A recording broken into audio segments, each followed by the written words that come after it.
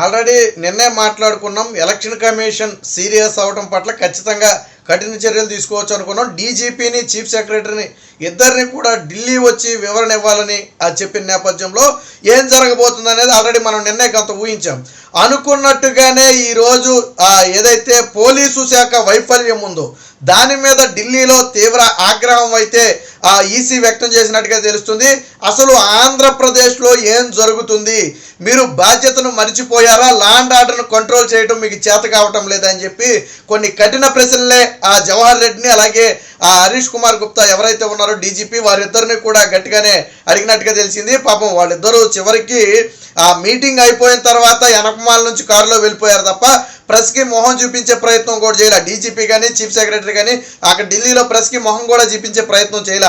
ఎందుకంటే అక్కడ పరిస్థితులు ఏ స్థాయిలో ఉన్నాయో మనకి దాన్ని బట్టి అయితే అర్థమవుతుంది. నిన్న డీజీపీతో చీఫ్ సెక్రటరీతో మాట్లాడిన తర్వాత ఎలక్షన్ కమిషన్ అయితే కొన్ని కఠిన చర్యలు తీసుకోవాలని చెప్పి నిర్ణయించుకుంది. దానిలో భాగంగా మొత్తంగా ఐపీఎస్ దగ్గర నుంచి మొదలు పెడితే ఐఏఎస్ దగ్గర నుంచి మొదలు పెడితే ఎస్ఐ స్థాయి వరకు దాదాపు 12 మంది అధికారుల మీద అయితే వేటు వేయడం జరిగింది. వీరంతా కూడా అల్లర్లకు బాధ్యత వహించాల్సిందిగా ఏదైతే ఎన్నికల తరువాత ప్రశాంతంగా ఉండాల్సిన వాతావరణం మొత్తం కూడా ఉద్రిక్తంగా మారిందో దాన్ని కంట్రోల్ చేయడంలో విఫలమయ్యారనే ఉద్దేశంతోనైతే వారి మీద చర్యలకైతే దిగింది. ముఖ్యంగా ఇద్దరు ఎస్పీల మీద అయితే వేటు వేయడం జరిగింది. ఆల్రెడీ నిన్న మనం ఊహించాం, ఎవరైతే పల్నాడు ఎస్పీ ఉన్నాడో ఆయన మీద వేటు తప్పదు అని మనం నిన్నే చెప్పాం. అనుకున్నట్టుగానే పల్నాడు ఎస్పీ ఎవరైతే బిందు మాధవ్ ఉన్నాడో ఆయన మీద అయితే వేటు పడింది. ఇక అనంతపురం ఎస్పీ అమిత్ జర్దార్ ఏదైతే తాడిపత్రిలో హింసాత్మక ఘటనలు జరిగాయో దాన్ని నియంత్రించడంలో విఫలమైనటువంటి అమిత్ బర్దార్ని అయితే సస్పెండ్ చేయడం జరిగింది.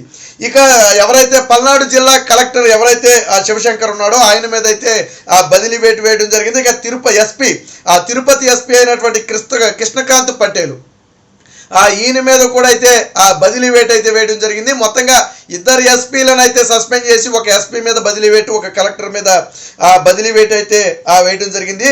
సో డీజీపీ సిఎస్లపై ఎన్నికల కమిషన్ కన్నెర్ర బాధ్యత మర్చారా అంటూ నిలదీత పోలింగ్ అనంతరం జరిగిన హింసను తీవ్రంగా పరిగణిస్తున్నామని హెచ్చరించినటువంటి ఎలక్షన్ కమిషను తిరుపతి అలాగే ఎస్పీ పల్నాడు కలెక్టర్ బదిలీ, డిఎస్పీ నుంచి ఎస్ఐ స్థాయి వరకు 12 మంది అధికారుల సస్పెన్షన్, పల్నాడు అనంత ఎస్పీలపై వేటు అని చెప్పి అయితే సస్పెన్షన్ వేటు అని అయితే చెప్పడం జరిగింది. ఇంతేకాదు వీరి మీద శాఖాపరమైన విచారణ జరపాలి. ముఖ్యంగా పల్నాడు ఎస్పీ ఎవరైతే పల్నాడు ఎస్పీ ఉన్నాడో ఆయన్ను సస్పెండ్ చేయటమే కాకుండా ఆయన మీద శాఖాపరమైన విచారణ జరపాలి. ఆయన వైఫల్యానికి గల కారణం ఏంటి, అధికార పార్టీకి కొమ్ము కాశాడా, ఎందుకు విఫలమయ్యాడనేది వెంటనే 2 రోజుల్లో ఒక సిట్ నివేదిక ఏదైతే ఎన్నికల తరువాత జరిగినటువంటి అల్లర్లు ఉన్నాయో దాని మీద వచ్చిన ప్రతి కంప్లైంట్ను కూడా ప్రత్యేక సిట్ ద్వారా విచారణ చేయించాలి. 2 రోజుల్లో పూర్తి స్థాయి నివేదిక ఇవ్వాలి. వీరందరి మీద ఎన్నికల కోడ్ ముగిసే లోపే ఎవరైతే దాడులు చేశారో వారి మీద ఎఫ్ఐఆర్ నమోదు చేయాలి. ఐపీసీ సెక్షన్లతో పాటు కఠిన సెక్షన్లన్నీ కూడా నమోదు చేయాలి. ఎన్నికల కోడ్ ముగిసే లోపే వారందరినీ కూడా అదుపులోకి తీసుకోవాలని చెప్పి ఎలక్షన్ కమిషన్ చాలా స్పష్టమైన ఆదేశాలను అయితే జారీ చేయడం జరిగింది.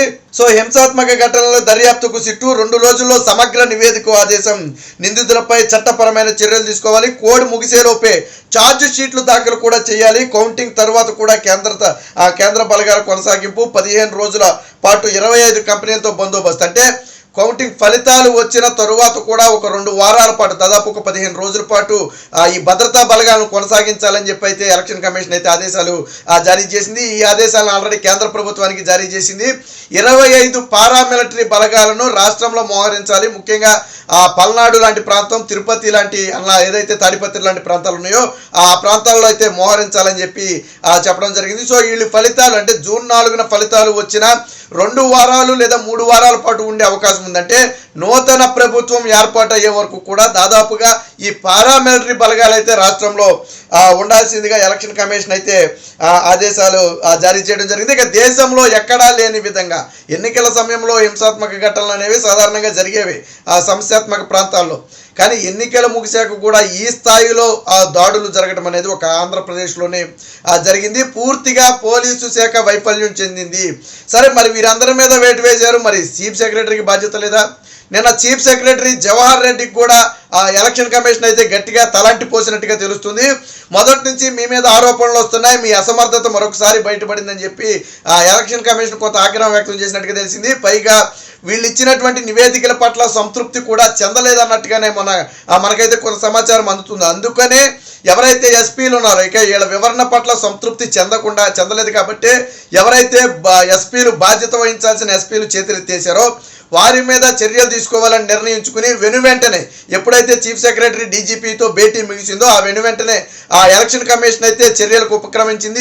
వెంటనే ఇద్దరు ఎస్పీలను ముందు సస్పెండ్ చేయాలని, అలాగే ఒక కలెక్టర్ని ఒక ఎస్పీని బదిలీ చేయాలని ఆదేశించడమే కాకుండా వీరి మీద శాఖాపరమైన దర్యాప్తు ఎవరైతే అధికారులు విఫలమయ్యారో ఇక్కడ దాడుల మీదే విచారణ చేయడం కాదు, అధికారుల వైఫల్యం మీద కూడా శాఖాపరమైన విచారణ చేసి మాకు నివేదిక ఇవ్వాలి, తదుపరి నివేదిక వచ్చిన తర్వాత మేము వారి మీద ఆ చర్యలు తీసుకుంటామని చెప్పింది. కొంతమంది డిఎస్పీలని, సిఐల్ని, ఎస్ఐల్ని వీరందరినీ కూడా పూర్తి స్థాయిలో తొలగిస్తూ దాదాపుగా 12 మంది మీద వేయటం జరిగింది. మొత్తంగా ఆ రాష్ట్రంలో హింసాత్మక ఘటనలకు పోలీసు శాఖ వైఫల్యము, చీఫ్ సెక్రటరీ నిర్లక్ష్యమే ప్రధాన కారణం అని చెప్పి ఆ ఎలక్షన్ కమిషన్ అయితే ఒక నిర్ణయానికి అయితే వచ్చినట్టుగా తెలుస్తుంది. దీనికి సంబంధించిన మరొక వార్త కూడా వచ్చింది, ఒకసారి అది కూడా ఏమొచ్చిందనేది ఒకసారి చూద్దాం. హింసకు కొమ్ముగాసిన అధికారులపై వేటు, పల్నాడు కలెక్టర్, తిరుపతి ఎస్పీ బదిలీ, పల్నాడు, అనంతపురం ఎస్పీల సస్పెన్షన్, 12 మంది అధికారులపై పోలీసులపై కొరడా, హింసాత్మక ఘటనలపై సిట్టు 2 రోజుల్లోనే